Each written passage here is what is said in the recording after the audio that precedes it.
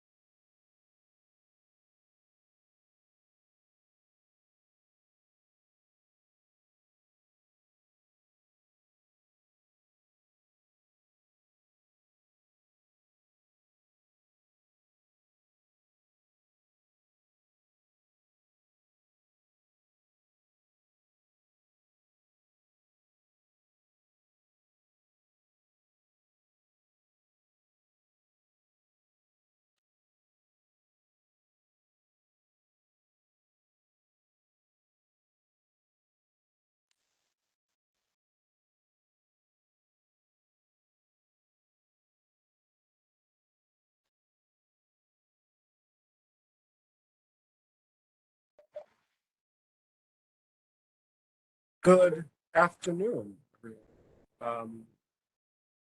Just giving it a few more minutes since there are voting items on the proposed agenda so that we could have a quorum. So we could also have the quorum to deal with some of the other items that we could not adopt last meeting for want of a quorum. So I'm just going to give it a few more minutes until we have a quorum and we'll get started. Good evening. Just give us a few more minutes, let enough folks in to have a quorum, and we'll get started. And of course, Happy New Year to you all.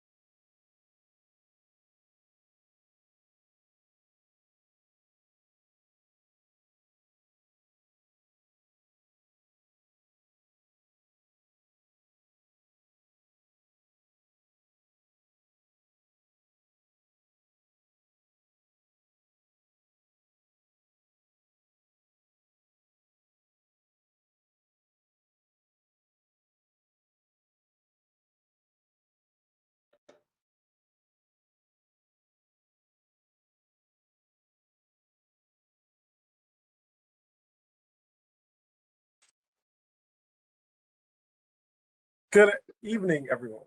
Seeing that it appears we have a quorum, I want to call the meeting to order. This is the January 2023 Brooklyn Borough Board meeting.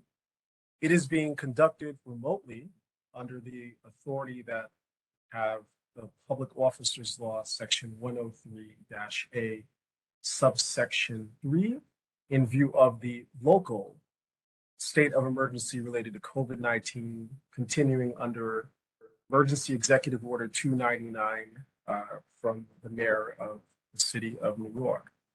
I am Gregory Lewis. I am counsel to Brooklyn Borough President Antonio Reynoso, designated to chair the Borough Board meetings under a September 21st, 2022 order.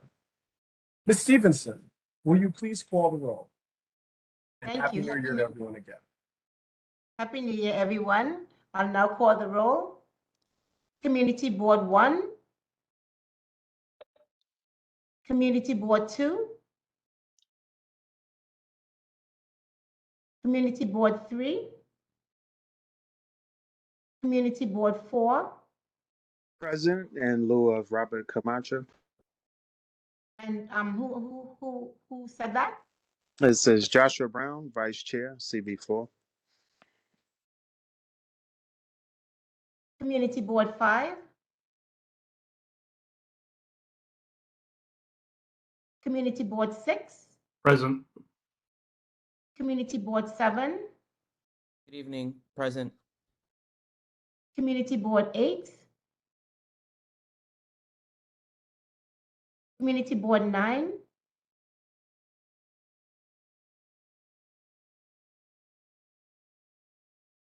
Fred, that's you. Hi, Fred. Is everybody hearing me? Okay, Fred, I think you're on mute. That's what it is.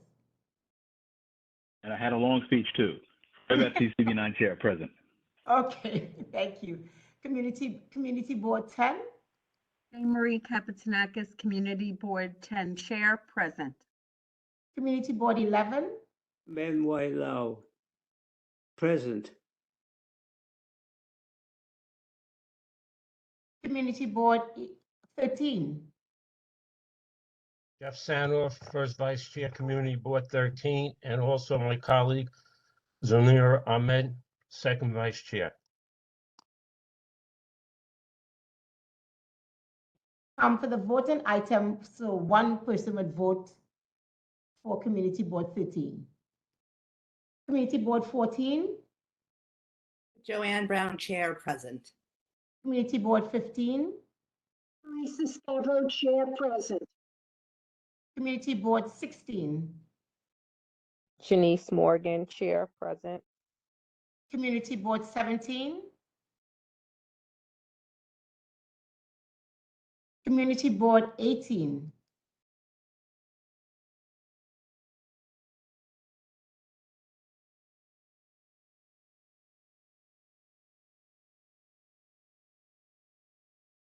Council District 33.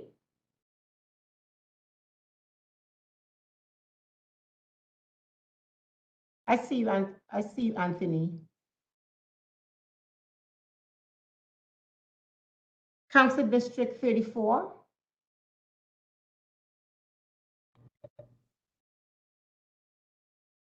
Council District 35. Councilmember Crystal Hudson is present, as well as my Chief of Staff, Casey Addison. Thank you. Thank you, Council Member.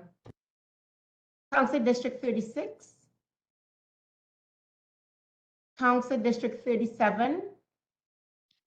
Yes, good evening. This is Mohammed Khan on behalf of Councilmember Sandy Nurse. Council District 38. Edward Serna, Chief of Staff for Councilmember Alexa Vilas, present. Council District 39. Hi, this is Mr. Lamia, present on behalf of Councilmember Hanif. Council District 40. Council District 41. All right, this is Leon Tolton. I'm here representing Councilmember Darlene Millie. Council District 42. Council District 43. Michael Sheldon present for Councilmember Brannon. Council District 44.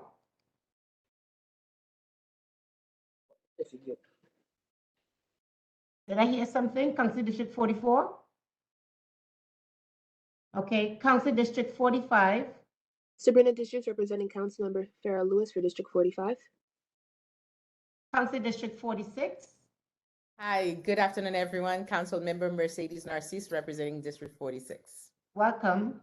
Thank you. Council District 47. Good evening, Ayana Williams for Councilmember Ari Kagan, District 47. Hey, Ayana. Council District 48. Good evening, everybody. Troy Olson representing Councilwoman Ina Vernikoff, District 48. And thank you. That concludes the roll. Roderick Daly, Community Board 17. Okay, you're here. Okay, Mr. Daly. Barry Spitzer, Community Board 12. Good evening. Irsa Weatherspoon from CB8 is present. Thank you. Sam Weinberger with Councilmember Rita Joseph. Okay. I thought I got a different designee yesterday.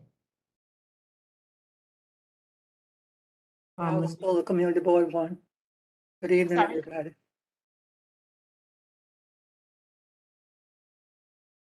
Okay. 14. Thank you very much, Stevenson. And Five. We have a quorum, Chair. thank you. With our quorum, let's first run through some of the logistics. The first being the acceptance of the agenda. A copy of an agenda was circulated to all members of the Borough Board. Did anyone not receive a copy of the agenda circulated?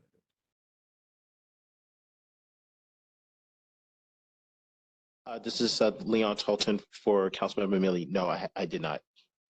Okay, let's get you a copy of that right now, if I can. Anyone else?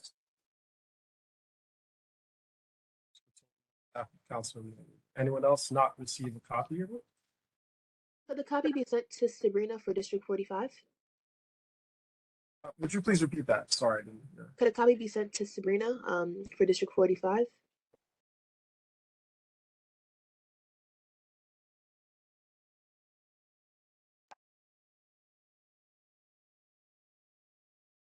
Okay, so let us actually perhaps it might be more efficient to use the chat feature. Let's see if I can see it.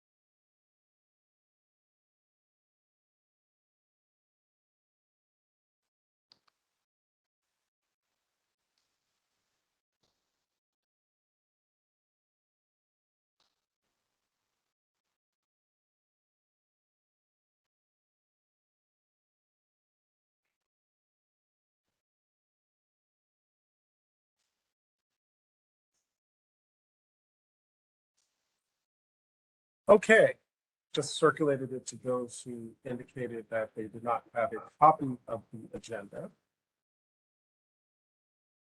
For everyone else, I'm going to give those who requested a copy. We're going to get to that in a minute, Chairperson Baptiste. Yes, and and we will get specifically to having recommended. For those who requested, are there any objections to adopting the agenda so circulated? Objections?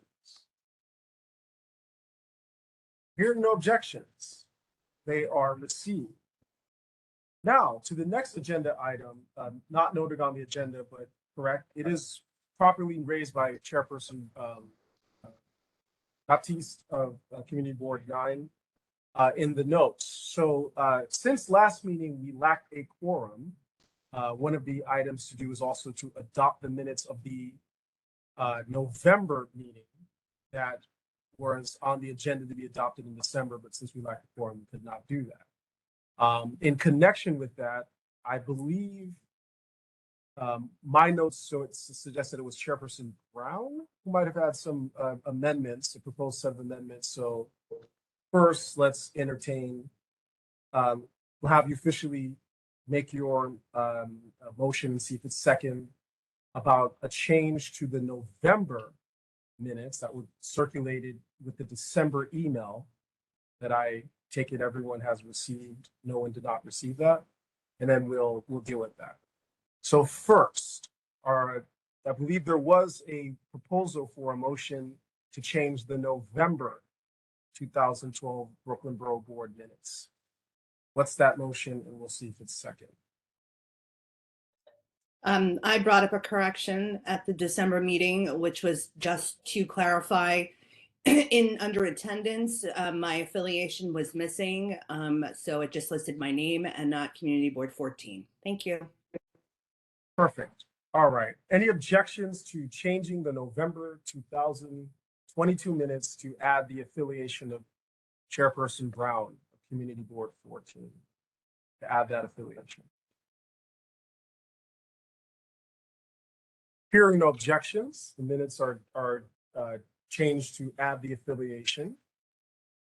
As amended right now, any objections to adopting November 2020, the minutes of the November 2022 Borough Board meeting circulated with the December meeting? Any objections there? Hearing no objections, the minutes for the November 2022 meeting are as amended, as requested by Chairperson Brown. They are adopted. Now on to the December 2022 Borough Board meeting minutes that were circulated with the email for this meeting. Any objections to adopting the December 2022 Brooklyn Borough Board minutes?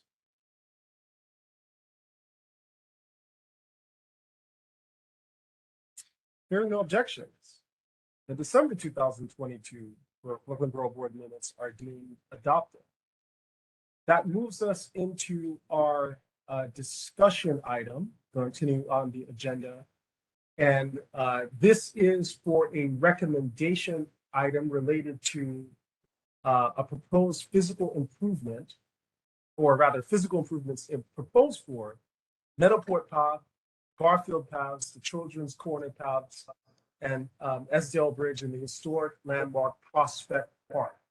For that item, we'll first hear a presentation, and after the presentation, there will be a vote on whether the Borough Board should adopt a recommendation. For the presentation is Svetlana Dragulina present? Yes, present. Okay, Ms. Dragulina, proceed. Okay, I will share my screen. Thank you, everyone. I am Svetlana Ragulina, Senior Landscape Architect. Sorry, give me one sec.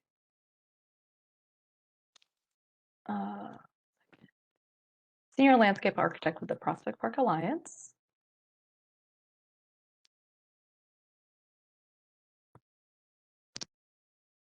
Sorry, one more second.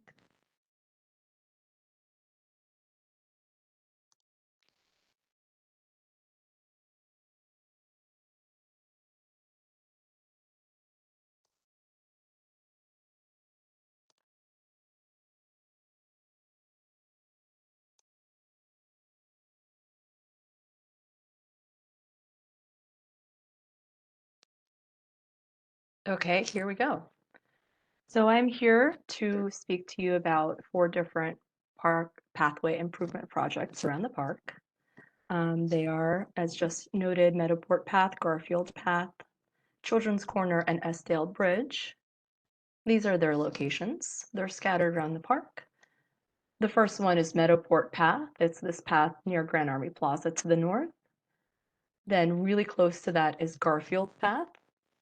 Then we have an improvement of paving and the bridge, Esdale Bridge, right in the middle of the park, and another pavement restoration project near the carousel and Lefferts House, carousel path improvement. These are very straightforward replace in kind projects. The first one, Meadowport Path, is funded by a New York State grant. It's a $538,000 project. The reconstruction project occurs in the north end of the Long Meadow between the Meadowport Arch and the Endale Arch. The plan proposes in-kind reconstruction of the pathway, replacing the hex block paving with full depth asphalt, and installing new waste receptacles, bench pads, and settee benches. Near the Meadowport Arch, there will be some erosion control measures installed as well, with new planting and boulders installed, and 3 new trees will be installed to replace existing trees that are in poor condition and have to be removed. So that is the first of 4 paving projects. And this is a very simple rendering, asphalt pavement. The next project, just a little bit south from that path, is what we're calling the Garfield Path paving project. It's actually 2 desire lines that are going to be paved. It's also funded by New York State Assembly Member Robert Carroll. It's a $500,000 project. The project reconstructs the existing dirt path from Garfield Street entrance to the Long Meadow. When we're doing this in order to make them more accessible. The proposed design regrades and replaces the dirt path with asphalt paving. It will reconstruct a portion of the West Drive just to make the curbs flush with those desire lines, which will be paved. And it will install a steel handrail along the path between West Drive and Garfield Street entrance in order to meet ADA accessibility code. A couple new bioswales to collect stormwater will be placed and installed at the downhill of each of these paths. The rendering on the right is the smaller of the 2 paths. Here you see the asphalt paved, the handrail. And this is the longer path that will also be paved. The views showing you the Long Meadow. The third project is another paving project found by the Carousel and also Lefferts House. It is a participatory budgeting project, City Council District 39, in the amount of $425,000. The plan proposes in-kind replacement of a portion of the Children's Corner pathway and also the installation of a new accessible water fountain with a bottle filler to replace a broken water fountain that's currently there. New full-depth asphalt paving and bluestone pavers will replace in kind the existing damaged paving. The existing benches will be reset and utilities of removed existing fountain will be paved over. And here you see at the rendering, new asphalt paving, and then a new bluestone band that actually surrounds the Carousel building. This is the last project of the 4. It's Dale Bridge. It's another participatory budgeting project, Council District 39, in the amount of $500,000. The proposed bridge restoration project is located in the area of the ravine east of the picnic house and north of Dog Beach, right along the Long Meadow.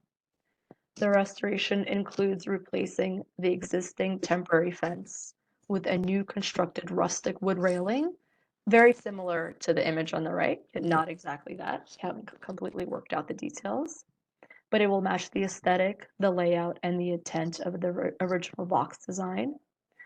And the design also incorporates bollards into the surrounding landscape and replaces the deteriorated wood deck boards with new boards.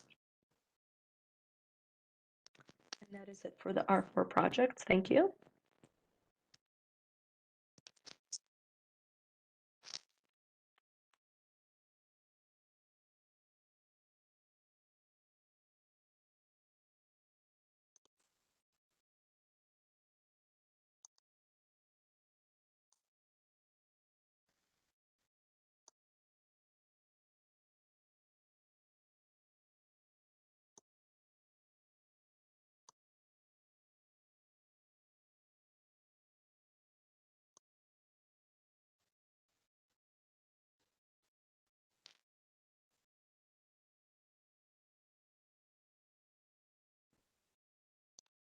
I'm not sure if we lost Greg. Just a couple more minutes. Sorry. Apologies. Thank you so much for that presentation. Slight technical issue. Questions on the presentation? Questions from Ms. Agulina from the Prospect Park Alliance.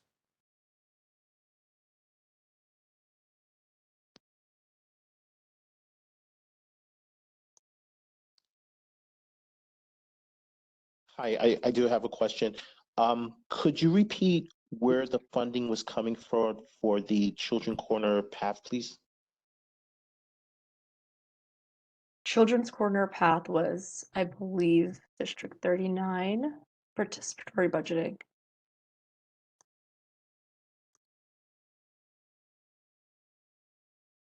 Other questions? I have a Chair, if I question. may. Is that Chairperson Baptiste? I see Vice Chair Sanoff Talian. I don't know who. Apologies. I can defer. That's okay. Mr. Sanoff can go first. Vice Chairperson Sanoff. Okay, thank you.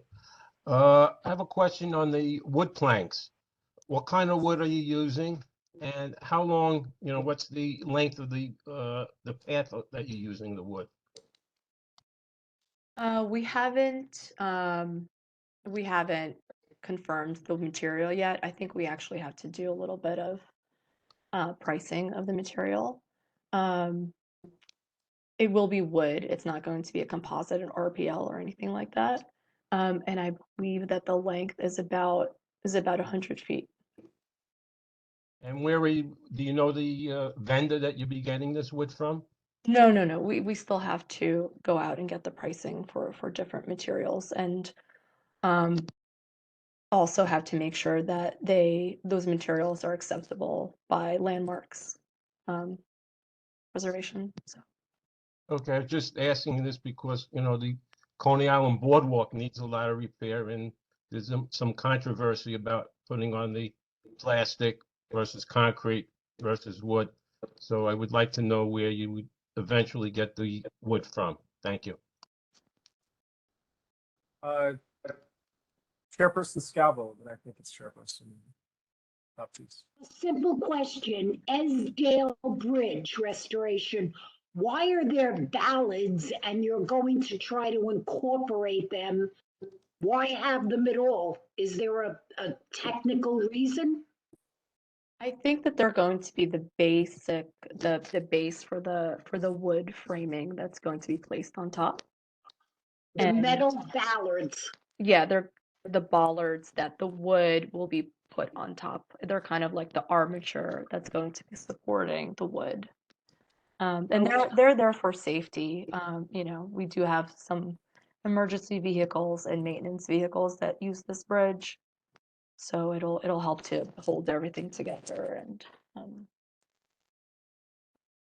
Okay, thank you. Chairperson Baptiste. Thank you, Mr. Chair. A couple of very quick questions. Firstly, I think for a couple of the projects you had mentioned they were going to repave using asphalt, and I think you're replacing some of the stuff via stone pavers. In terms of, is there an environmental impact of using asphalt in the park? I mean, since it's coming from petroleum products, I guess, is there any environmental impact? And I guess the second part of that as well is, what's the expected life cycle with that, and how are these maintained? We do, in terms of environmental impact, I think taking a step back, asphalt is one of the easier materials to patch. I do think the concrete is more environmentally heavy. Also in our asphalt, we do use a lot of recycled material from other projects. And I'm sorry, what was the second part of your question? The maintenance for it? Right. So what's the I guess, so you're saying that part of the reason why you're using asphalt is because it's easier to maintain. I guess you can patch it easier. The patching is much easier, and we have historically used asphalt throughout the park, starting from the turn of the century.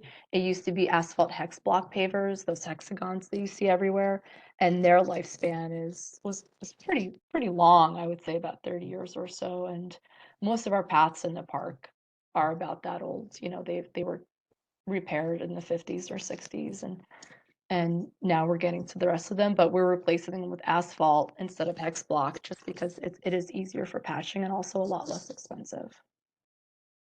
Okay. And I guess one last question, if I may, Mr. Chair. So are all these projects already, their funding is already completely done, or is there a specific ask from the Borough Board to support you for something else? No, all the funding has already been received. All right. So if I could just, what's the request for the Borough Board? Why are we approving, or why are you coming in? Why are we approving? We bring all of our capitally funded, all of our projects to the Borough Board prior to going to the Public Design Commission and Landmarks for a vote. That is, we don't go to each community board that's around the park. We go to the Borough Board. It just so happens that last year I don't think we had any projects to bring to you, so.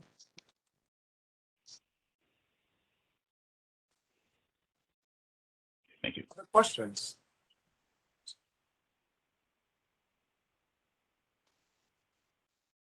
Hi, I have another question. Going back to the Meadow Path, you mentioned that the funding was a New York State grant.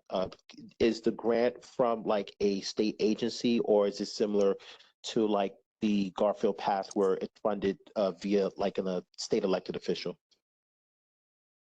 I will have, it's not an elected official. I am blanking on the state agency, but we could get back to you with that information.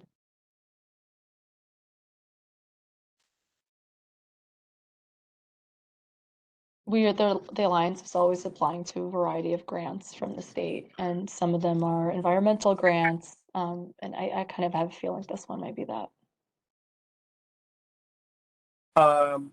Chairperson Brown. Thank you. Thank you for that presentation. Can you describe what the settees look like that will be placed around? I think you mentioned 2 areas are getting settees, and just overall, is there going to be a loss of seating? I know that you're replacing some benches. Are you replacing them with what style? Thank you. The benches are the settees that are found throughout the park. They're just they have a metal frame, and then there's wood slats on the back and at the seat. And they have the armrests as well. They're about 8 feet long.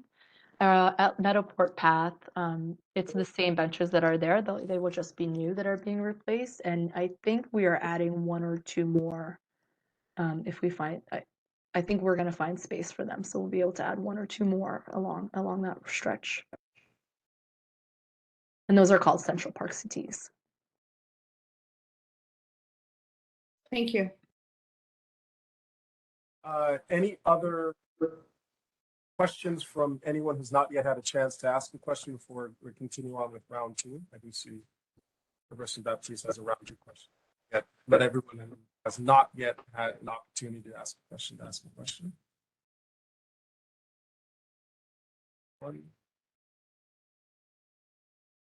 Okay, round 2, Chairperson Baptiste. That's okay. I withdraw. Thank you.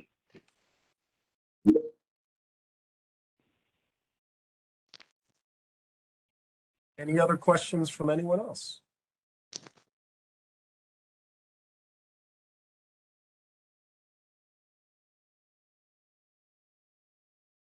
Okay. I have a question.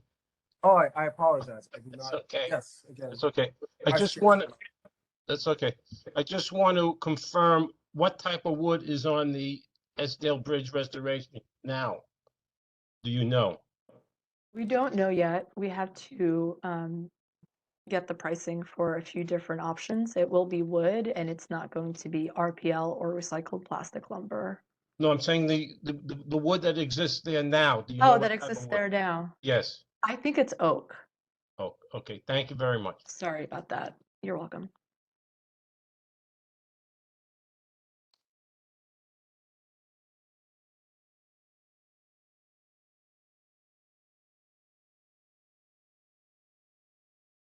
Any other questions?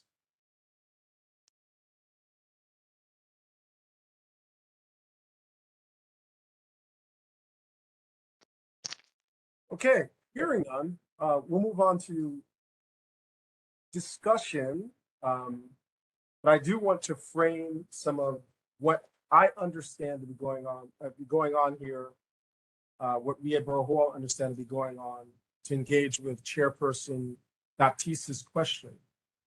far as we can tell, the reason why this is before the Borough Board is because of section 85, subsection B, subsection 6 of the charter that says the Borough Board shall review and make recommendations with respect to applications and proposals of public agencies and private entities for the use, development, or improvement of land located in more than one district.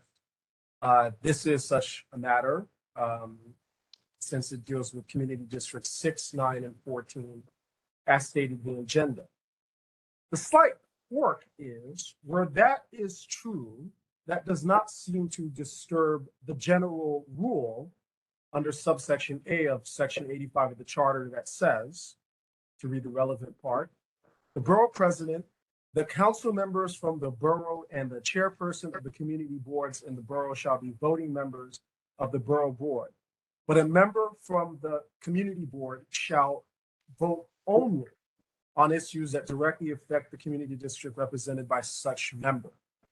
If we're correct that it's before us because of that provision of the charter, and as far as I can tell, that's what's the case is, it means everybody can participate in the discussion, but where there's time to vote on a recommendation, it'll be all the council members, it'll be someone from Borough Hall or me as the chairperson, and it will be the chairpersons of community boards 6, 9, and 14 on the vote.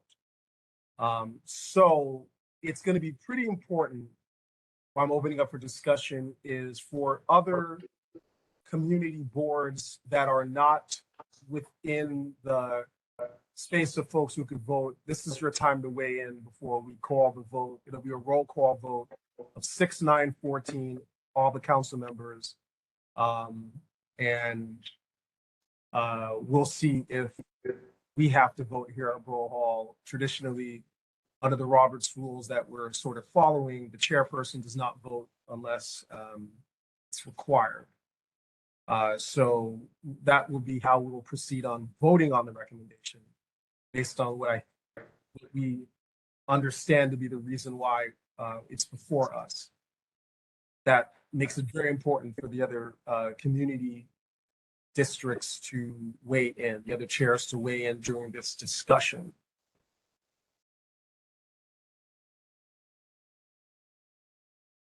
So with that, any discussion?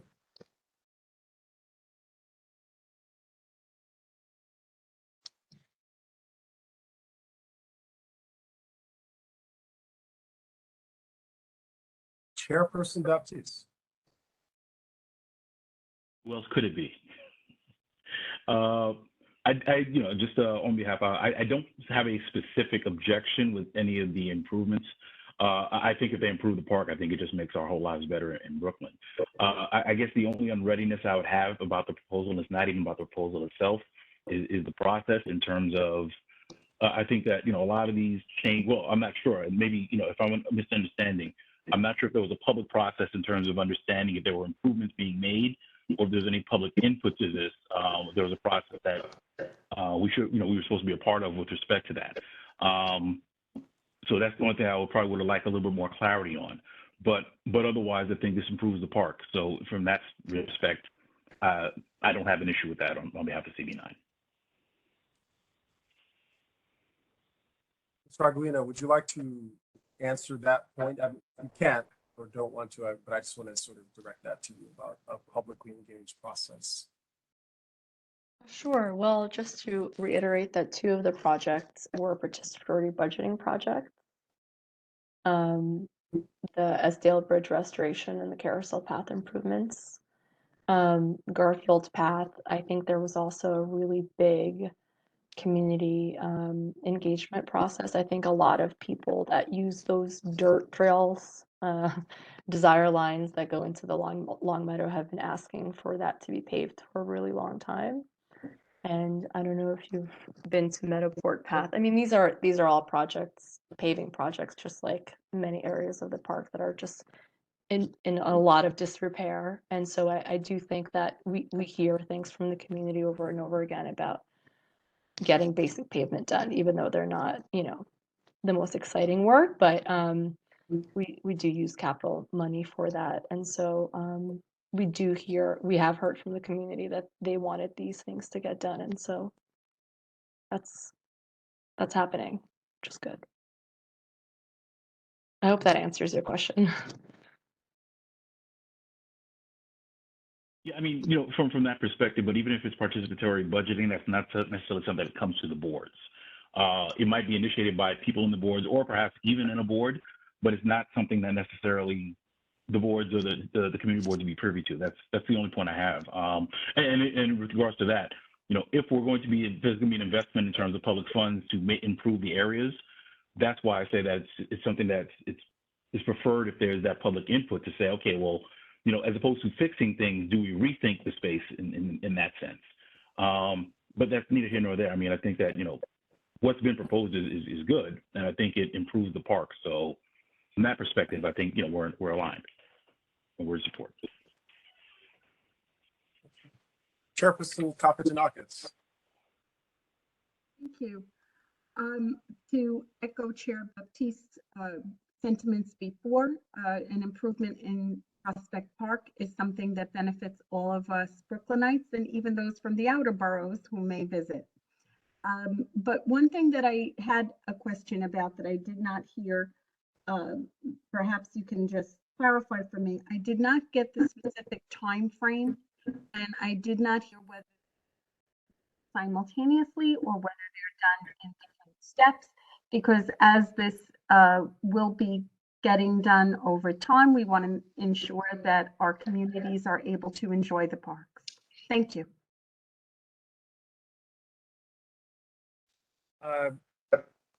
Stragolina. Yes, thank you. I'm happy to respond to that. They are simultaneously in design right now. One of the first steps for agency approval is the Borough Board, then we go to the Public Design Commission on landmarks because this is a landmark property. Afterwards, we have about half a year for construction documents, and it goes through Parks legal review, which will bring us to the bidding for the construction bidding for these projects by next spring or summer. So hopefully construction will then begin in the fall of 2024. Thank you so much for that clarification.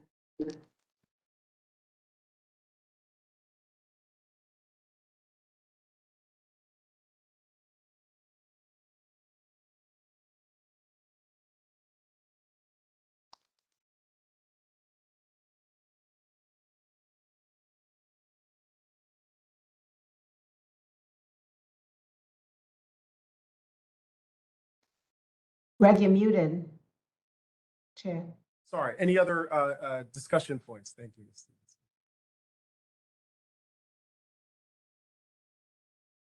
Not hearing any so far. It appears that you're ready for the question. Oh, I do see a hand. I have a question. Council Member Narcisse, yes, please. Yeah, since I will be voting, right? For council member, right? Yes, So now my question is, the one thing I heard you already answered about community engagement, and second is the community of that area support, and third, the council member, how engaged the council member was with the process, with the project.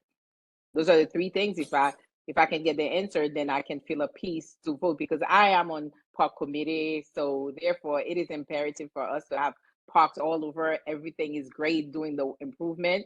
I'm all 100% for that, but I just need to know those three things that can be helpful to me before I take a vote.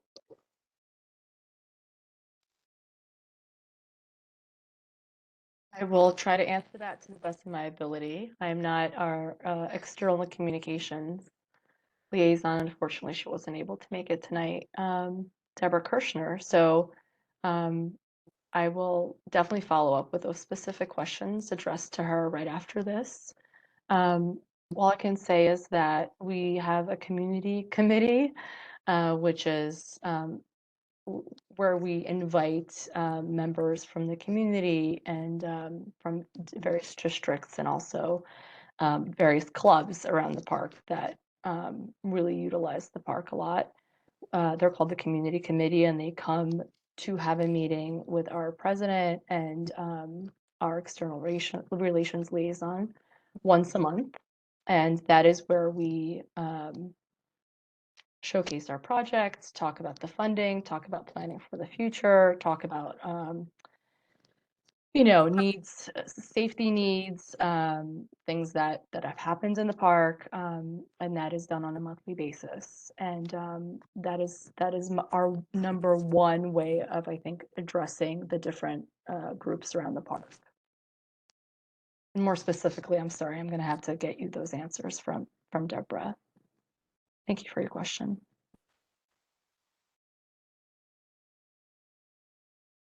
Other discussion points?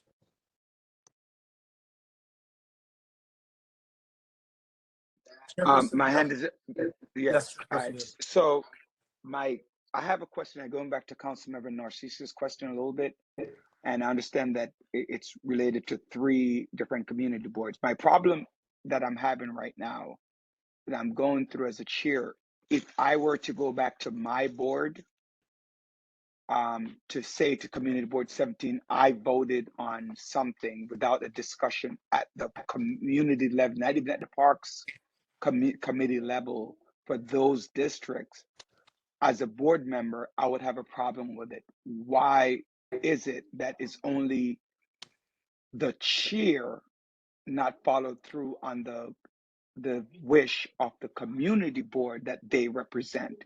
Why is it only a chair's decision? With that, and I think if I were a member of that board, and like Councilmember Narcisse says, she's on the Parks Committee at the City Council level to have an informed decision, which she still has to vote. So I'm just wondering about circumventing the process of not addressing the board members and bringing it then to the Borough Board for a decision once that was made. So it almost seems to me like we're going backwards.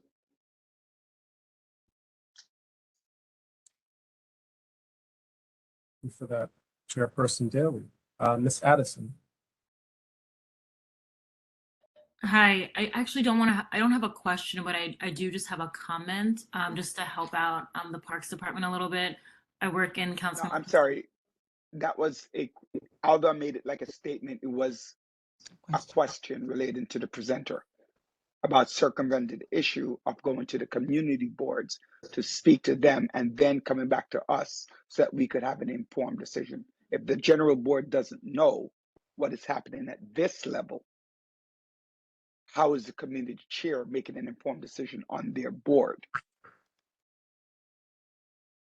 So though I made it like a statement, it is a question to be asked. If that is a question for the Alliance, I can relate that question to our external communications for your question.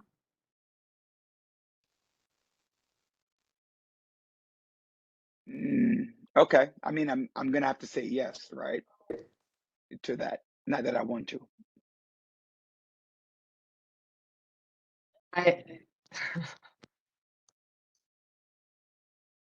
Sorry, Gregory, can I lend my voice a little bit now? Is that okay? My name is Casey Addison. I'm Chief of Staff to Councilmember Crystal Hudson's office. The participatory budget process was not in our district, but I just wanted to kind of like echo some sentiments. You know, it is a very arduous process. There's a lot of community engagement that happens. You know, most of the projects that are presented, the community itself chooses. So I imagine that there was a lot of community buy-in in the things that the Parks Department is presenting today. And so, you know, just having gone through that process myself in previous roles, I know, you know, how much legwork it is into doing. And so if these projects, you know, ultimately got the most votes in the district and the council member decided to, you know, put their discretionary funding towards it, it provides us a good reason to believe that the community supports it, the local council member supports it, and that's why it's gone through this process. So just wanted to share that to help us all in thinking through this together. Yeah, if I may, the participatory budget, I do understand. It has to go through all the process, but not all of the projects are participatory budget coming from. Am I clear? So the participatory budget, we know the city council member is the one that have to initiate it, and the people have to get engaged to pass it. But in about the project, that is not through the participatory budget. That's my question. Thank you.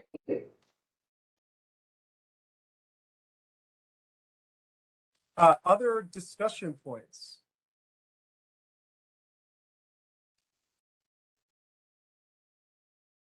Chairperson Brown. Thank you very much. Just to unpack Chair Daly's concerns, yes, there are two items that came from participatory budgeting, and it's clear that they were supported by the community. And then there were the additional two that are being covered by an assembly member and or a New York State grant.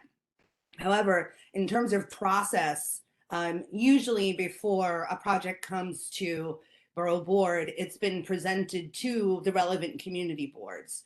So in this case, we can ask if the three community boards that are voting on this matter have seen a dedicated presentation about this project to their committee and reported out to their board. So that's normally how I've seen it function, Chair Daly, that if it is a project that affects your community, you have already seen a presentation and then it's being brought before the Borough Board. Thank you.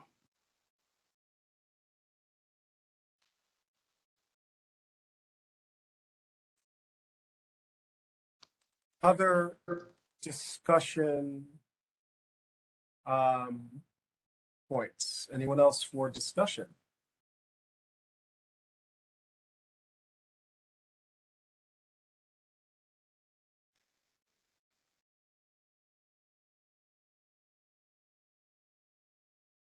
Okay, hearing no further discussion, and based on the type of conversation, I think I want to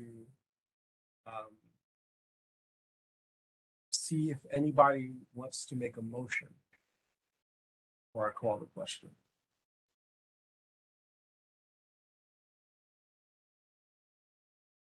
Emotions. Only Otherwise, someone who is eligible to vote can make a motion. Is that correct? That is correct, yes. On this matter, it would be a member of community board 6, 9, or 14, or council member, or me. Any of those individuals can make a motion. Am I allowed to make a motion on behalf of Councilmember Hanif? If we have got your designation, you absolutely can. Yes, I believe I'm her designee. And yep, you may make a motion. Okay, I move.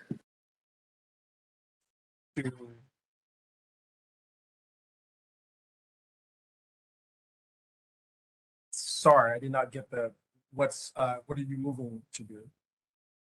Oh, we're moving to vote on these proposals, correct? I would just ordinarily call the question. I wouldn't give anyone an opportunity, especially based on the nature of the discussions and the points that were raised. All right, give me 1 second. Any other motion? Otherwise, I would call the question and we'd have a vote on whether to adopt the recommendation of approving the physical improvements proposed for Meadowport Path, Garfield Path, the Children's Corner, Esdale Bridge, and the historic landmark Prospect Park. I would otherwise call it. Point of order, Mr. Chair. Do we even have a motion on the floor? I know we've heard the proposal. Okay, that's what I wanted. I'm giving space to anyone to make a motion before I call the question. No, but that's the point of order. Do we even have a question on the floor? Because we have a presentation, but there wasn't a motion to adopt. No. Was that recorded? It's because of the agenda. We adopted the agenda, and the agenda says that there's a discussion with a recommendation vote. We ordinarily would go to that unless someone is proposing to do something alternative. Otherwise, I call the question, we vote on the question, and we do the next one. I'm giving space to see if anyone wants to make a motion before I call the question, according to the agenda. Oh, okay. So I'm gonna just rescind that. I thought you were asking for a motion to vote on the recommendation, but I'll let you call the question. Ordinance. Anyone else? Any motions? Okay, hearing no motions, I'm going to call the question. The question is whether the Borough Board should approve a recommendation in the matter of physical improvements proposed for Meadow Court Path, Garfield Paths, Children Corner Paths, and Estdale Bridge in the historic landmark Prospect Park. Work includes restoration of paths, new planting, installation of fencing, landscape improvements, new water fountains, and waste receptacles. The proposed work is adjacent to Community Districts 6, 9, and 14. As I explained at the beginning of this discussion, because this appears to come before the Borough Board under subsection Section 85, subsection B, subsection 6 of the New York City Charter, under the general procedure, the chairpersons of Community Districts 6, 9, and 14, as well as the council members or their designees, and me as the borough president designee as chairperson, will be permitted to vote on whether to approve the recommendation. The reason for limiting it is under the general provision that, as I stated, members from community boards shall only vote on issues that directly affect the community district represented by such member. This is one matter that, unlike other things the Borough Board has voted on, there's not a different procedure. So I'm going to direct Ms. Stevenson to call the roll. When it comes to the community boards, it will be 6, 9, and 14 only, then the full roll of the council members, and then we'll end with me. Ms. Stevenson. Thank you, Chair.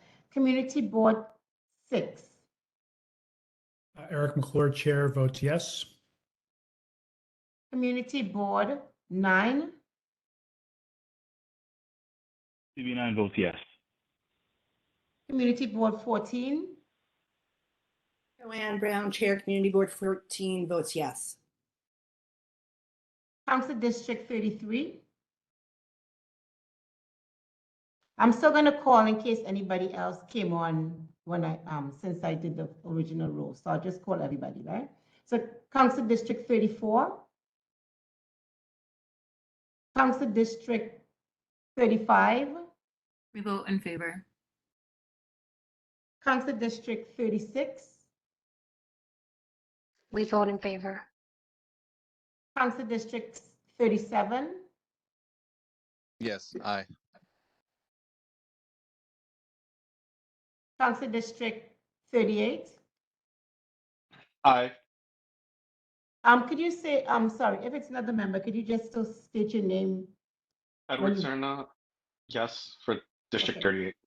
Thank you. Council District 39. Lucera Lamia, aye. Council District 40. Sam Weinberger for Councilmember Rita Joseph, District 40, yes. Council District 41. Council District 42. Hi, this is Council District 41. Sorry, my mute was stuck. I'm sorry. Leon Tolton for Council District 41, yes. Okay. Council District 43. 42, sorry. Sorry. Council District 42. Council District 43. Yes, on behalf of Councilman Brannon. Council District 44. Council District 45. I am ineligible to vote. Thank you. Council District 46. Yes, on behalf of Councilwoman Narcisse. Council District 47. Yes, on behalf of Councilmember Ari Kagan. Council District 48. Yes, on behalf of Councilwoman Ina Vernikoff. Thank you. I'm sorry, ma'am. I know that you spoke up, but did you call out Councilmember Farrah Lewis? I said Council District 45. Yes, I'm Ruth Guillaume. I'm here on behalf of Councilmember Farah Lewis. Okay. I don't have you as the designee, as the official designee. I also don't have the Rep Leon as an official designee. So if you're not listed as the official designee per the designee forms that we keep sending out, then you're eligible to vote. Understood. Okay, so I'm gonna.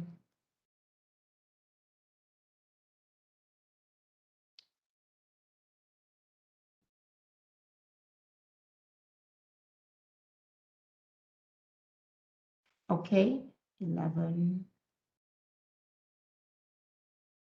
18. 18, Chair. The recommendation carries. The motion is approved and it's adopted. The recommendation is adopted. Thank you all, and thank you, Ms. Ragulina of the Prospect Park Alliance. Thank you for your time. Have a good evening. Moving on with our agenda is another discussion item. It is discussion only. And this is review of the resolution of the Borough Board number 2 of 2022, calling on the New York State Legislature to pass and the governor to sign legislation amending the public offices law to conform it with meeting procedures under the corporation laws of the state of New York. But this discussion item comes out of a request that was made at a Borough Board meeting in October, I believe, in connection with our discussion of the hybrid meeting procedures. The request was made to the Office of Brooklyn Borough President to draft a resolution calling on the state to allow for there to be remote meetings, continuing to have remote meetings, not requiring them to be hybrid, to help avoid some of the unfairness questions that were raised during the discussion. The unfairness being the perception that under the current law, hybrid procedures, a quorum of a community board must be in person, and the perception is that is unfair to those who have to be in person. We drafted a proposed resolution and circulated it for your review and feedback. So very simply, in terms of this discussion item, we'd like to know, are we on track? Are there things missing? Are there things that you'd like to sort of see? One of the draft circulated includes a comment about perhaps data that would be helpful to have, but just a thing to note. So please let us have a sense of your feedback. Are we on track? Is this what would be helpful? It's looking for other things. So general discussion open up, and we'll start with Chairperson Baptiste. We'll read that. Thank you very much, Mr. Chair. And I would like to thank the borough president and the Borough Hall for taking this on and spearheading this. I think this is definitely a step in the right direction because, well, at least speaking for myself, I know that there were just a lot of issues that we've had in our community board, in our district, with the mechanism of, even if we are allowed to do so under a state of emergency, half of the board would have to bite the bullet and come in. And then we had a whole bunch of other issues that came into who would be excused under what circumstances. So I think this kind of really addresses the fact that we need to do better in terms of being able to say, if we're not able to meet in person, we can continue to meet electronically. I think the one question that we may need to delve into a little bit is what the trigger mechanism is with respect to that. Because on the one hand, while I feel that definitely a state of emergency is something that's significant, I also wonder if there's just a certain point where we can make that a part of doing business. Particularly as even as we meet and as many of our boards meet. We're in the winter months. If you have flu season, if you have elderly, if you're trying to avoid board members having to travel from locations at late hours of the night, depending on how far board meetings go, I think it might be something for us to think of. What is a trigger mechanism by which a board can do it, because it makes sense. And you know, it really takes the community interest and it really encourages participation. Thank you, Chairperson Baptiste, for that feedback. Just to clarify the at least intention of the resolution circulated, yes, we're calling upon a legislative change. The resolution calls upon for a change to conform Borough Board meeting procedures to those that all corporations, business corporations, religious corporations, nonprofit corporations are allowed. And what that means is, as a matter of course, all these corporations are allowed to conduct all of their affairs by remote video conferencing procedures, regardless of an emergency. It's a sort of a standard procedure. And so in that sense, yes, it would not be limited to an emergency. It would be bringing meeting procedures into the 21st century, or really for that matter, the 20th century, because video conferencing or the ability to meet by having remote participation has been black letter corporate law since the second half of the 20th century. So it would be across the board, conforming, aligning the procedures for community boards as public corporations, along with what every other provision of corporate law allows. Chairperson Brown. Thank you very much, and thank you very much to the Borough President and to Council Lewis for this very extensive document. My only comment is what I notice throughout this document is that it says the ability to meet, and I just want to make sure that it's strong enough that it's not only the ability to meet, but it is the ability to ratify decisions. We've talked a lot about this at Community Board 14, that we have the ability to meet and reach consensus currently under open meetings law, but to not actually ratify something. So I just want to make sure that this is strong enough, and it is directing the amendment of the open meetings law that we can also ratify decisions. Thank you. Noted. Thank you for the feedback. Other comments, thoughts? Are we on track? We're not on track. Things you might want to see change. Does this reflect what you're looking for? Mr. Chairman. Mr. Chairperson Spitzer, please. District Manager, sorry.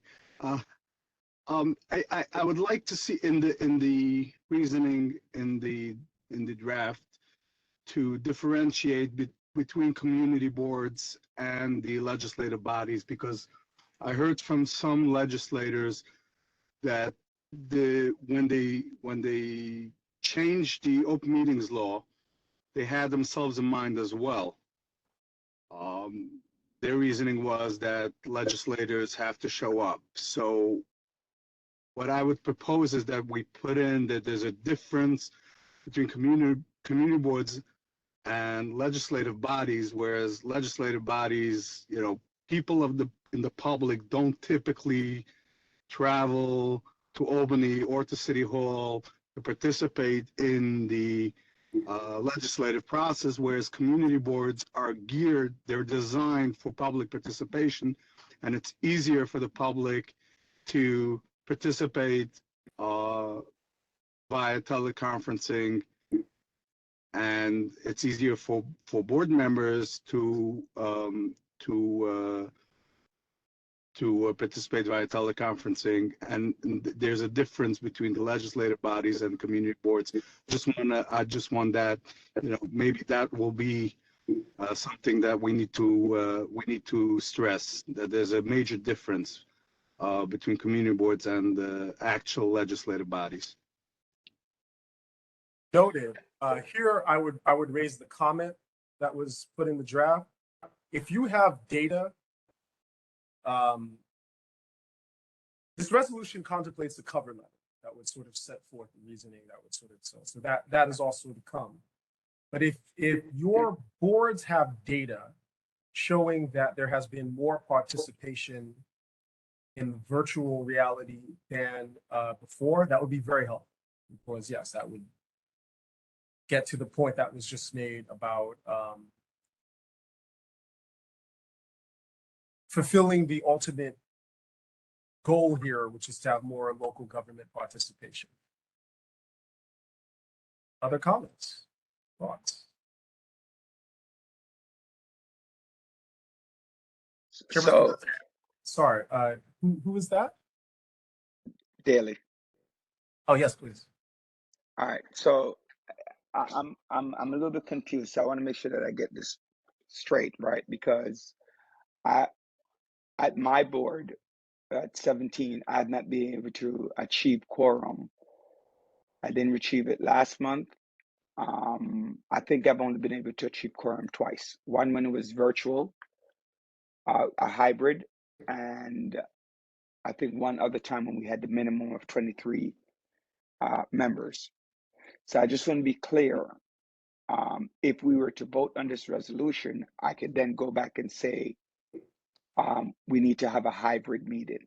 We can have a hybrid meeting, notwithstanding someone that we have to have the mandatory amount in person, right? So it doesn't matter if the person is virtual or in person, quorum can be reached. I want to be clear. And how soon would this process go into action? That's my first question. The second question that I have is that I have observed that there is a significant amount of issues when you do the hybrid meetings. People can't get on, people are speaking out of turn, people don't get on time, there's no camera, there, a number of issues along with the ability to monitor what is happening when you're doing the hybrid. How do you think those things will be addressed within the resolution as well?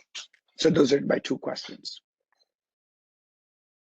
Thank you, Chairperson Daly. To the first question, yes, the intention is to allow virtual meetings as just a matter of course. As I said, consistent with the practice that all corporate bodies, other corporate bodies, again, in distinction to the legislature, the practice that they engage in.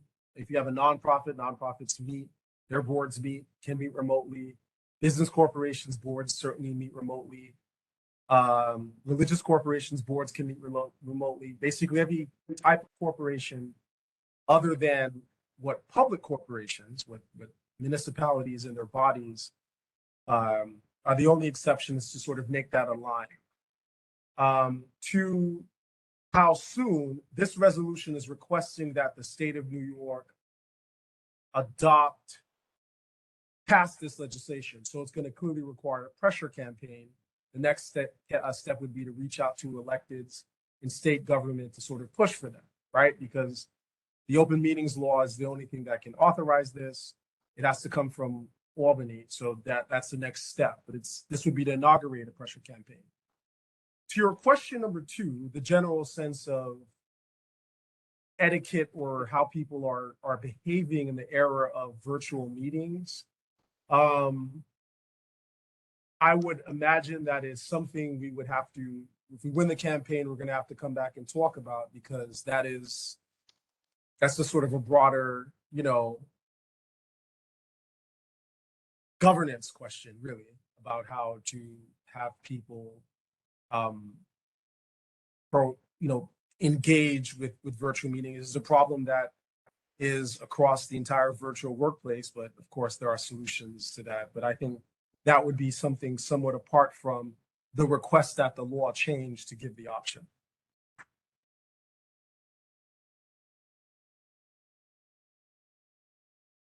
All right, thank you. Other comments? Hi, Gregory Joshua Brown, CB4. Vice Chair Brown, proceed. Hi. Yeah, so in regards to today's vote, is it more ceremonial, given that we have to change the open law to see the actual effect? There's no vote. This is just discussion. What we'll do is we'll take back the notes, send out a second revision, And if it's everybody is happy, and we'll also send out the letter that's contemplated, then it would become a voting item. This is just to have your feedback, and then we'll talk about a vote. And yes, let's perhaps anticipate your question, Vice Chair Brown. If this is voted on and adopted again, like New York City's government on the whole, you can only ever ask the state to do certain things. You can't require them to. So it's going to require a pressure campaign. But obviously, I believe, a campaign coming out of Brooklyn, the most populous borough, the planet, the center of the universe, would allow for there to be momentum, and then that can sort of push in that regard. Thank you for that clarity. Chairperson McClure. Thank you. We're supportive of the draft as it stands. We've seen significant attendance boosts to holding virtual meetings, both among members and the public. I think, like many of you, we would like to be able to meet in person, but we also don't want to put anyone in danger in doing that. So we are happy to support the draft as it stands. Thank you very much. And this, as we talk about the draft, again, it would be helpful if you have data, send it over to us. I mean, we'd love to load this up with data. That's always more persuasive. Chairperson Scavo. Community Board 15 is fully supportive of the draft. We also have seen a sharp increase in participation from the public. I don't know how we would give you data. Community Board members are appreciative. I have right now 3 board members that are snowbirds, went to Florida, and have actively been participating at meetings because we're allowed to do remote. If we do away with that, I lose those 3 members for at least 2 months out of the year. So we are fully supportive. And come the time, we've already reached out to our state officials asking for help in this area. Thank you. Thank you, Chairperson Scavo. Other comments?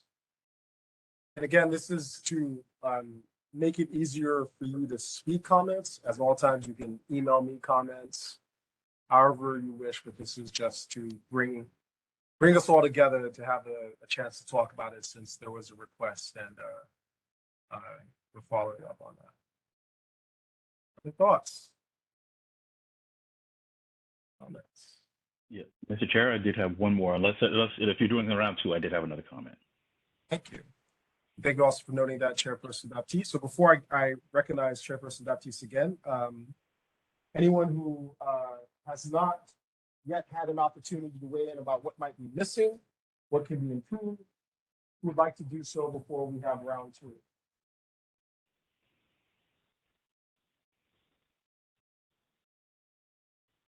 Oh, that is immensely helpful. Thank you. Wow.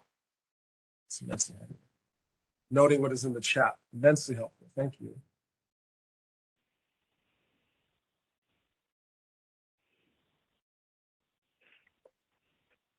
Hearing no, seeming that we're ready for round 2. Chairperson Baptiste. Thank you very much. And very quickly, yeah, so definitely we're very excited about the prospect of being able to continue remote. But I would offer something we can consider, and if it's not workable, that's fine. But I do think that we've also seen that it's possible to kind of live in both worlds, where we've had hybrid meetings where we are able to meet in person. I think that there's something to be said for that, being able to build those connections and be in person. But to the point, I've even seen some hearings that were done at Borough Hall where we were able to have an electronic component where people could still go virtually, and we could combine the best of both worlds in certain circumstances. So if it's possible to build in something about hybrid, and specifically with hybrid in terms of making sure that there's funding that's provided to city agencies to support that as well. So that way we can have screens, we can have microphones, we can have the appropriate AV to support that as well. But I think if we're going to go in, let's go in and let's talk about working as a 21st century city government. Chairperson Baptiste, we will note that. Circulate it further.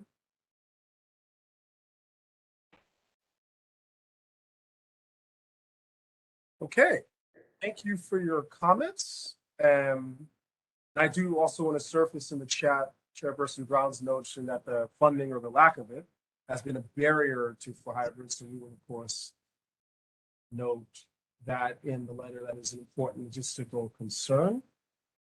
Please continue to circulate comments, give us your thoughts.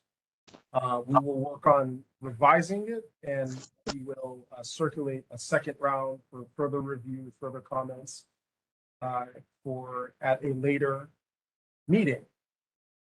Okay, now to continue on with the agenda, let's begin with Borough Board updates. I see that Borough Hall updates are after the Borough Board, but before, as this would be one of the Borough Hall updates most relevant, I did want to take the moment to welcome Chairperson McClure of CB6, the newly elected chair. Welcome and congratulations on having been elected chair.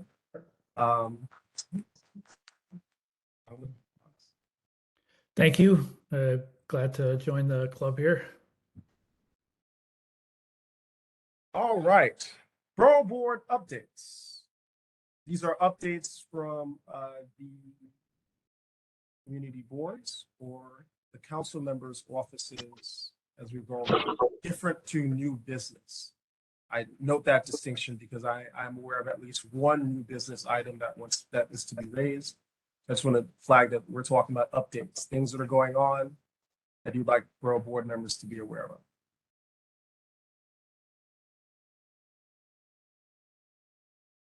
No particular order.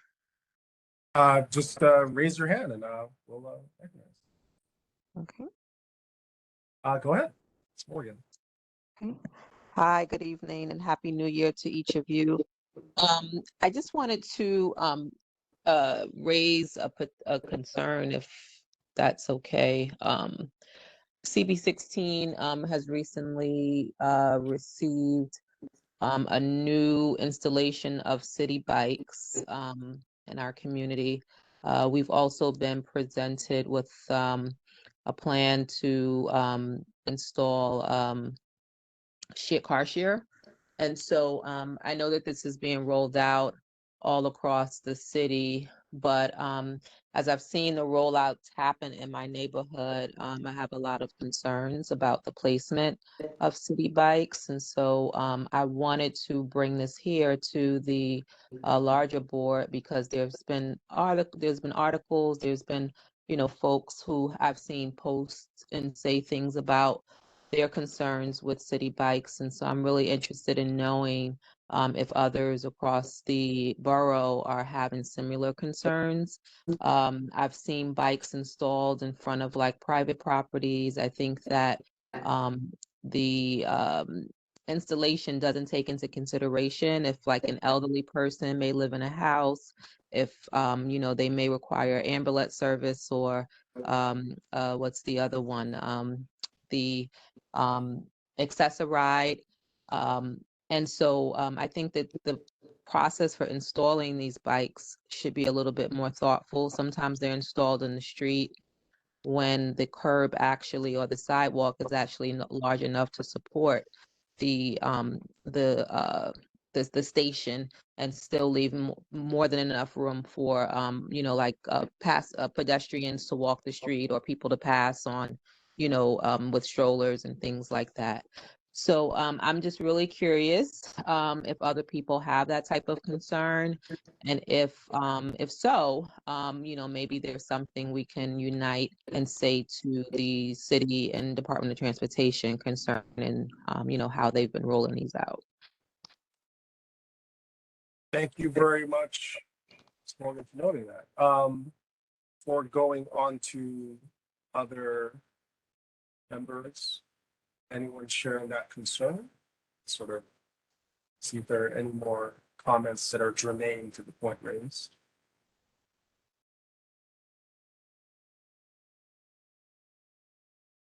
I'll just say that in Community Board 6, we've had City Bike in our district for about 5 years now, and we were one of the pilot neighborhoods for neighborhood loading zones and car share.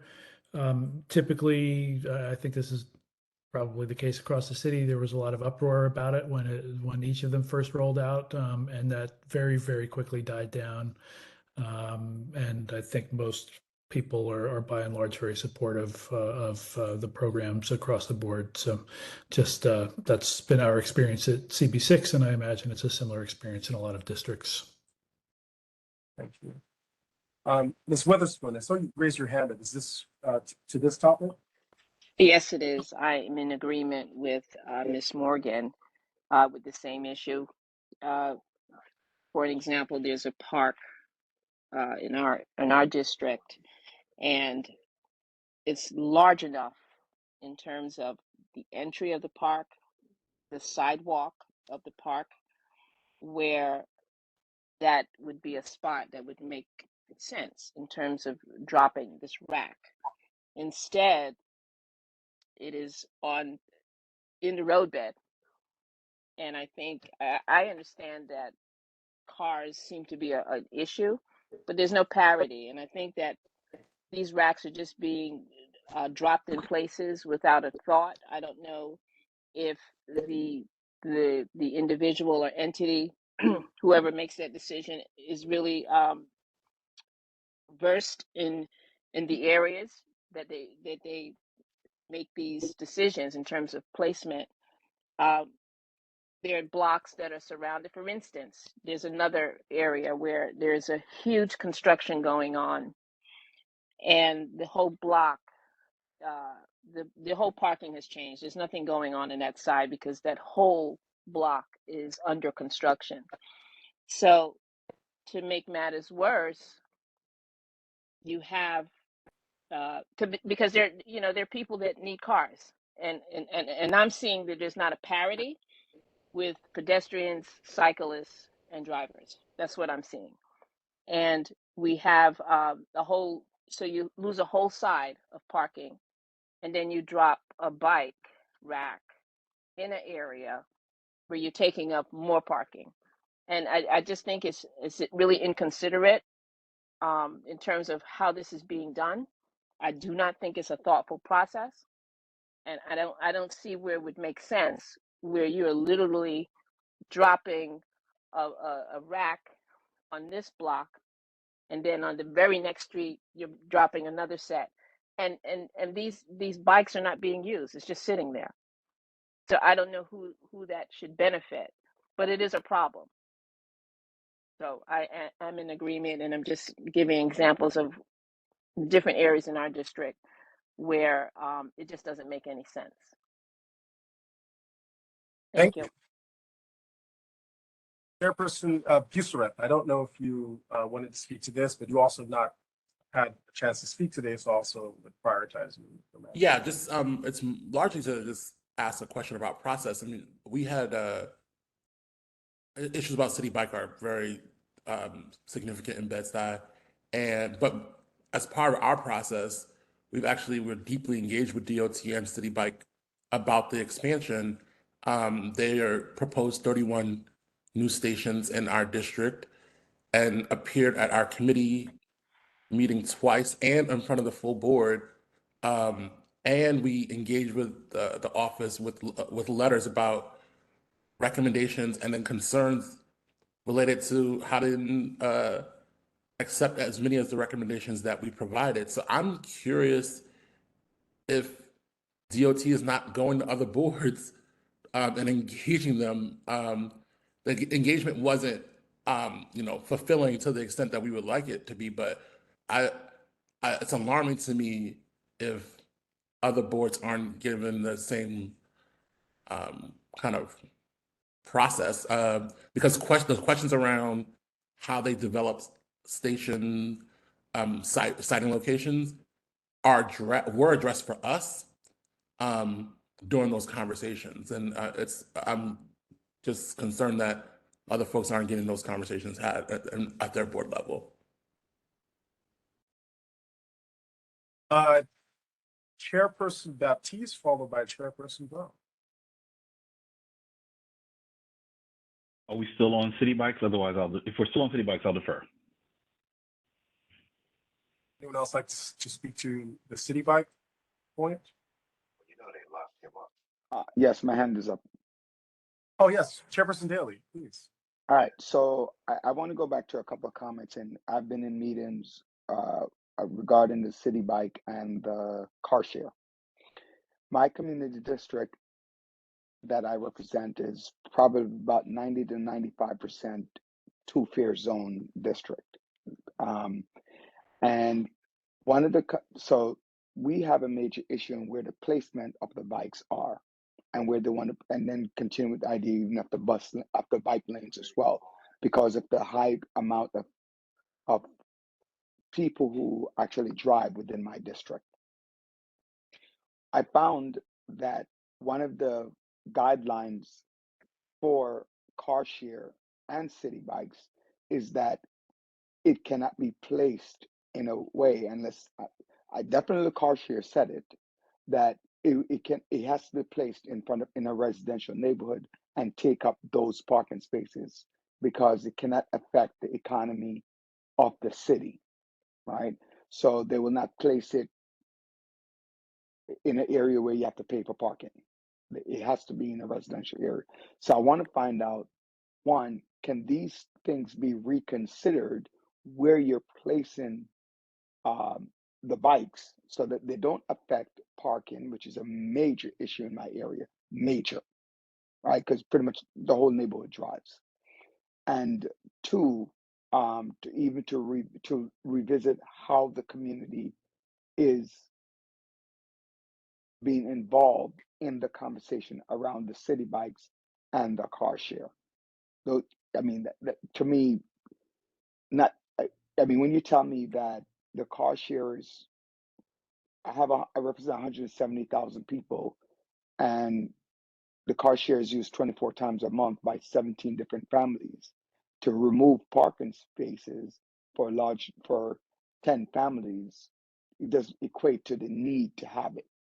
And then secondly, to put a need where people actually need these parking spaces, especially in busy areas. That really just they're drivers. The people they're drivers of their cars. So I'm just wondering what can be done when we revisit those conversations. So, Daly, it appears to us from this that outreach on the city bike issue will be important topic for a future meeting. Any other comments, thoughts, questions, points to raise about the city bike issue before we turn to updates? Turn to Chairperson Baptiste for his updates from CB9, Chairperson Brown for updates from CB14.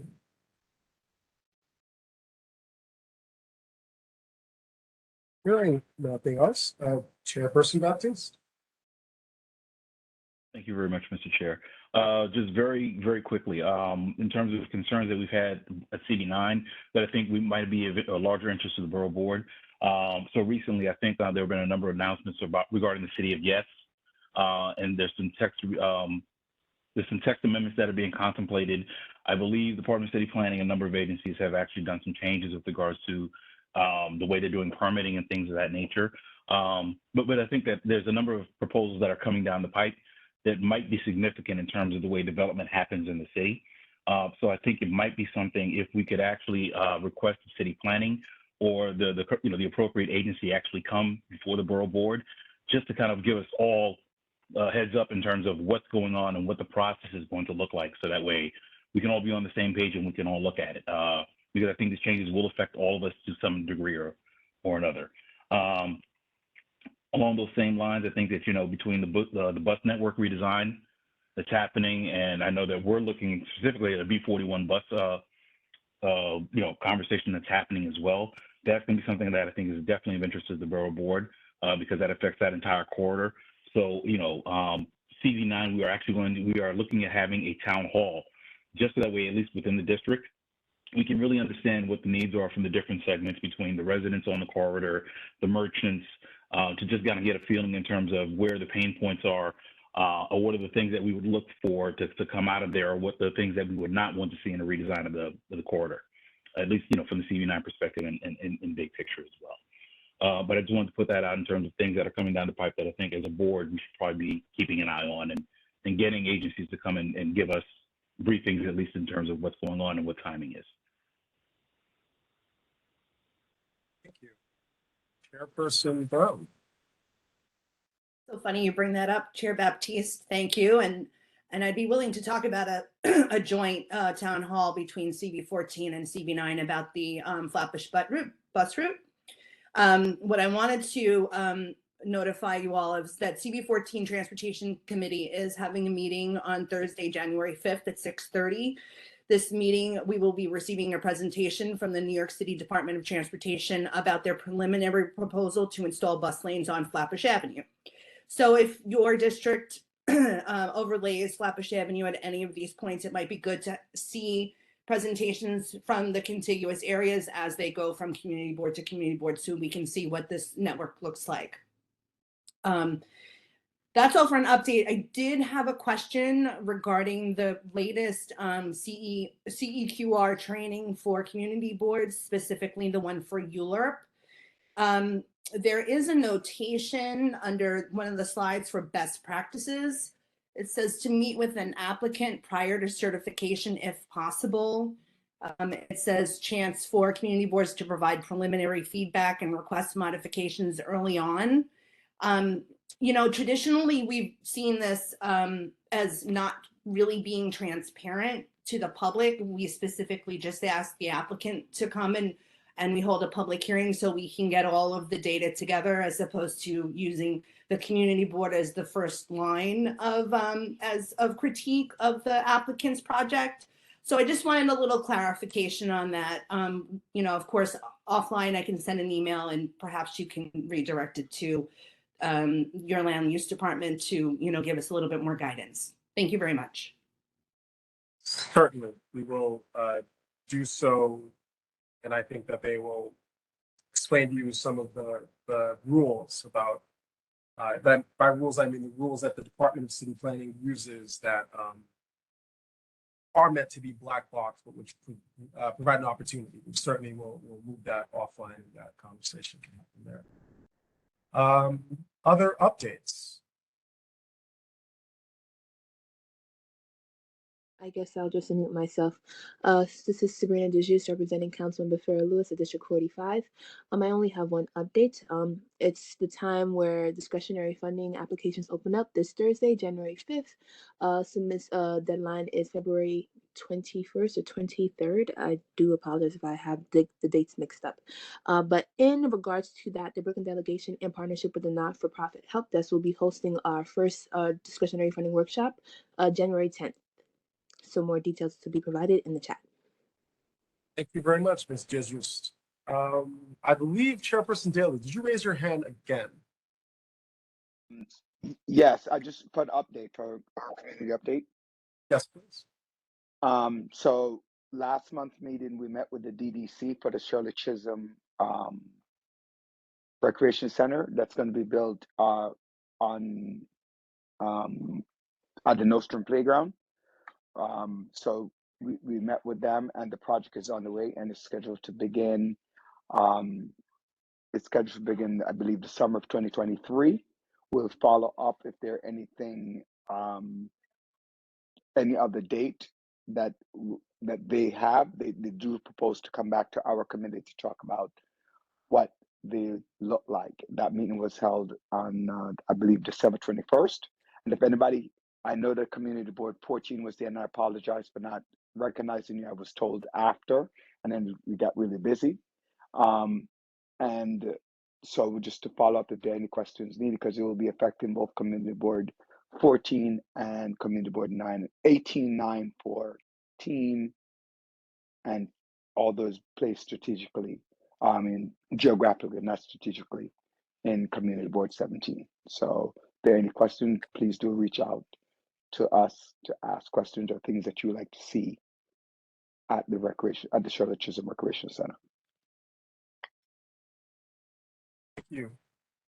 Other updates? I have one, Anthony Busworth, DB3. In response to the draft bus network proposal, we actually are crafting a resolution opposing to some of the cuts in services that are proposed in the plan, and we'll likely voting that on our meeting, which is next Tuesday, in advance of the presentation that MTA will be providing to boards beginning later this month. Thank you. Any other updates?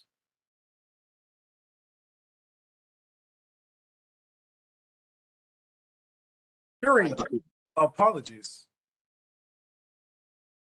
Hello?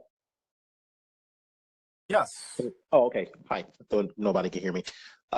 Okay, so the only update that I have on behalf of Councilmember Mealy is that we will be holding our bi-weekly food distribution event tomorrow in front of our office. It's going to be from 11 a.m. to 1 p.m. And our office is located at 400 Rockaway Avenue. So this is a free event. So we hold it every first and third Wednesday of the month. And what we distribute is we distribute produce, which is fresh fruits and vegetables, and also canned goods and starch, specifically like rice. So again, this is every first Wednesday and every third Wednesday of the month. The next one is going to be coming up tomorrow, and it's going to be from 11 a.m. to 1 p.m. Thank you. Very much, Mr. Tolkien. Any other updates? Okay, thank you for the updates. To proceed with Borough Halls, there are 5 that should nonetheless be dealt with briefly. The first is, as a reminder, this Thursday, January 5th at 6 p.m., the Borough President will host a special meeting on rules and regulations on community boards. This is a meeting for district managers and chairpersons. We'll be sending out reminding notices on this tomorrow morning for the meeting. The second update, January 10th at 10 a.m. is the monthly district service cabinet meeting for the district managers.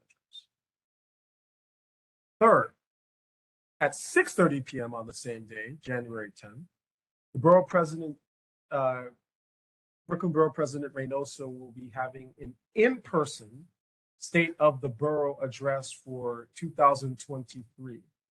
This State of the Borough address will take place at New York City College of Technology, 275 J Street. Our fourth update is that on January 12th, the Borough President will host a public hearing on the proposed Flatbush Avenue Business Improvement District expansion. That will be done, there will be a ULURP hearing on it at 6 p.m. Finally, the community board application season, our time of receiving applications for appointments, reappointments to the community board, will close on February 14th. We thank you all for helping to get this information throughout your district. There being no unfinished business, no further unfinished business, primarily the adoption of the minutes for November 2022 had been the only unfinished business.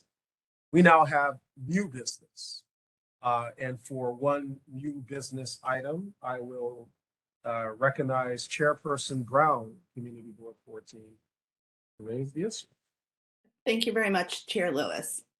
My new business is in regards to the June 15th, 2022 advisory memo from Borough Hall titled Procedures for Specified Personnel Action. And it was issued by General Counsel Lewis to community boards. Now, before I continue, Chair Lewis, is this a matter that will be covered in the special meeting on Thursday? Because I certainly don't want to duplicate efforts. Yes, the certainly in part. I do think that in your email to us, you raised a concern that I would, of course, invite you to articulate. I think when I say in part, Thursday's meeting, the discussion of rules and regulations will address the substance of what you raise. It will also address the broader relationship question that you've changed, but I would certainly invite you. I understand about duplicating efforts, but perhaps it makes sense, of course, to articulate this and to have those views registered ahead of Thursday's meeting. Okay, thank you very much. So if you don't remember what the substance of the memo was, aside from O&B approving a personnel action request, Borough Hall has issued a memo that there are additional steps in which the chair, the community board, and the district manager must take when hiring, when changing a title, when increasing or decreasing a salary or hourly wage of a community board employee. Last year in July, I did bring up to this board that there were some issues with O&B having an overreach with regards to documentation that they were requesting for a PAR that we were working for one of our community coordinators. And from there, we drafted a letter that was circulated through all of the community boards. 12 of the 18 Brooklyn community boards signed on this letter, and it was sent to Council Lewis, who responded by sending it to City Law, which was our request. In General Counsel's acknowledgement, he said that community boards are independent agencies, and he followed up with the City Law Department on July 18th via email, and again on July 20th via email. In the spirit of his letter, he seemed to advocate for due autonomy regarding budget and personnel actions, including OMB, sorry. So based on the memo that was sent to us last July, outlining how the community board had to vote on a personnel action, even though it might be in our individual bylaws to allow the district manager the latitude to approve staff changes, increases in pay, decreases in pay, increases in hours. It was still required of us to bring it before the community board for a vote, that I needed to generate a letter, and that all of these pieces of documentation be sent to OMB. We recently sent a PAR to OMB without these items, and it was approved. And when we submitted it to Borough Hall, it came back to us with requests for all these items from the memo. So that being said, I understand that under the current practice, the Office of the Borough President processes human resources paperwork for Brooklyn community boards and are audited for compliance with such. But it seems that the letter that went to City Law Department and the current requirements of community boards to follow to get a PAR passed are sort of incongruent. So I guess my first question is for Council Lewis. Did you ever receive a response from City Law regarding your letter? The answer, Chairperson Brown, is no. And what I'm trying to do here, where is it? I'm trying to share with you my screen about the email dialogue. Is this it? Yeah, here we go. The last bit of the email dialogue. So last on December 2nd, I checked back in with the law department, Steve Golden. The last substantive response I got from them was on August 18th, where they said, we're discussing internally and working on a response. We'll get back to you as soon as possible. I followed up again in December. I have not heard back. So no is the answer. Wanted to sort of be transparent about where we left off. Okay, thank don't you know if very any- much. I appreciate that. So I bring this before the Borough Board, and I do apologize, it is late and it is new business, but I just wanted to foster a discussion because specifically, you know, and I talk anecdotally about my experience because right now we only have one other person in our office besides our district manager because we're still searching for a new candidate to fill an open vacancy. And in order to make the office work, we've, you know, issued this PAR for our other staff member, and it was approved by OMB. But now the process has been significantly delayed for us to have an efficient office by all of these other requirements from Borough Hall, and it doesn't seem to comport with the city charter because we are independent agencies, and I just wanted to bring this, you know, before you for discussion, and if anyone else is, you know, has insight or questions at this point, you know, we're still waiting for a response from city law.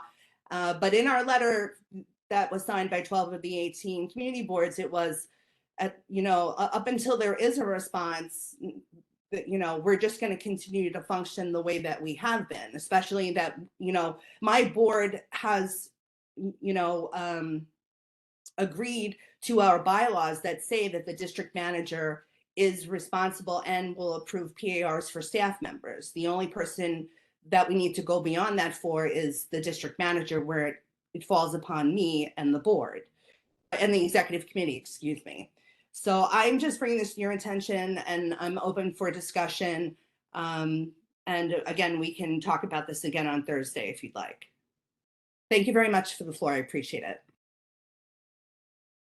Yes, the Thursday conversation will address that.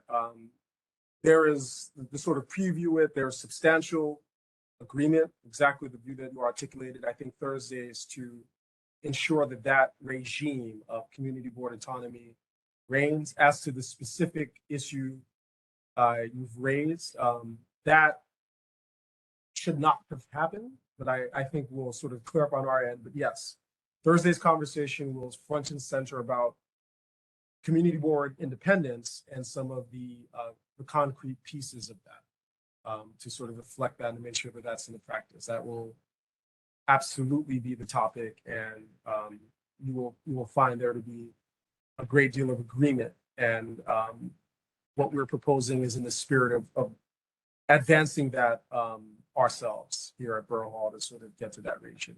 But I will, since, you know, there's a meeting dedicated on Thursday, I'll sort of leave it at that, and the details will be discussed on Thursday. Thank you very much. Any thoughts on that point raised, or any other new business?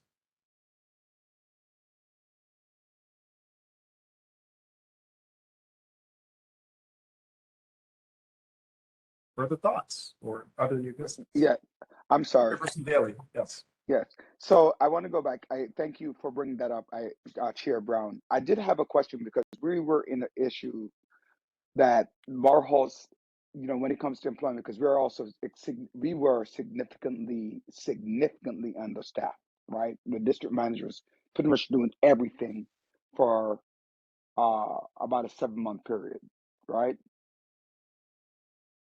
We found out that there's only one. We wanted to hire a temp, and we were told that there's only one agency that which people with disability, specifically people with disability, were able to, who are part of this agency, were the ones that we had to hire. Like, there was no leeway, and we actually went the 4 months because we had 2 qualified candidates. One wasn't good, and the other one, though qualified, had too many issues that she turned down the position. So we ended up not having anybody. Is there anything that Borough Hall or the city, or that I need to do to reach out to change protocols on how someone can be hired. Like, it was extremely difficult. Well, not extremely, it was beyond difficult because we had nobody until one of our members came back, our staff came back. We're still down 2 staff members and still in the process of trying to get those things situated.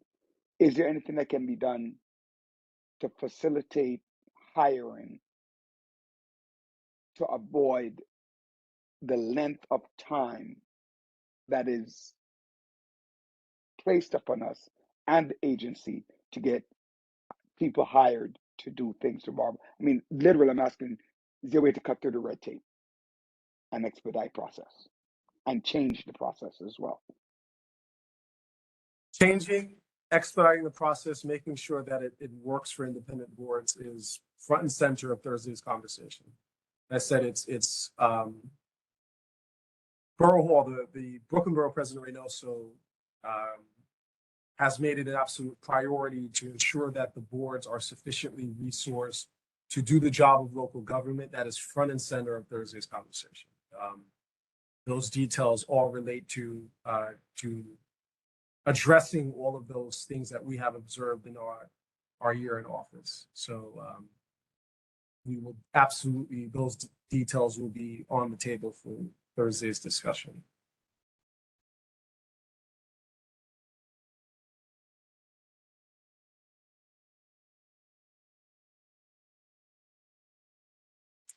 Any other thoughts or new business?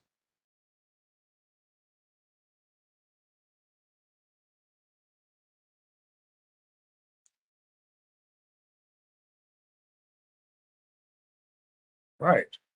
Hearing no new business,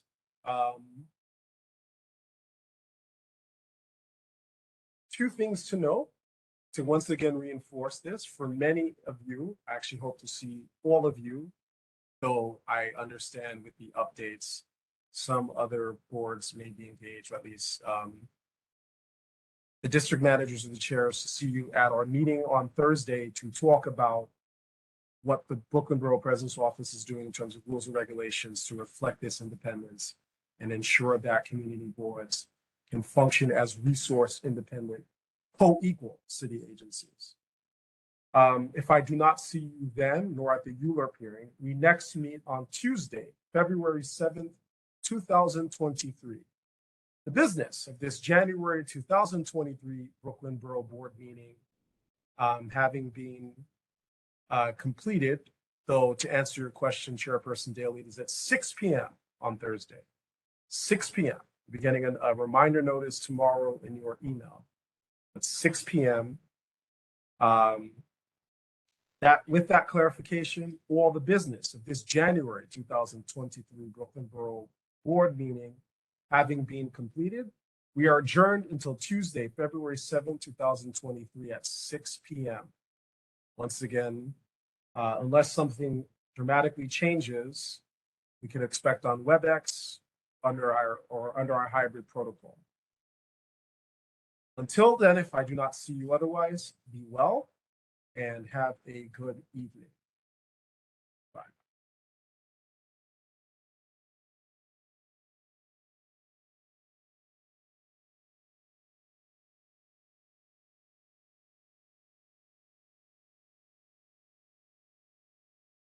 I was waiting to object to the motion to adjourn. It's untimely, Mr. Baptiste. Once again. Okay, I'll get it Thursday. I'll get it Thursday. Bye, everyone.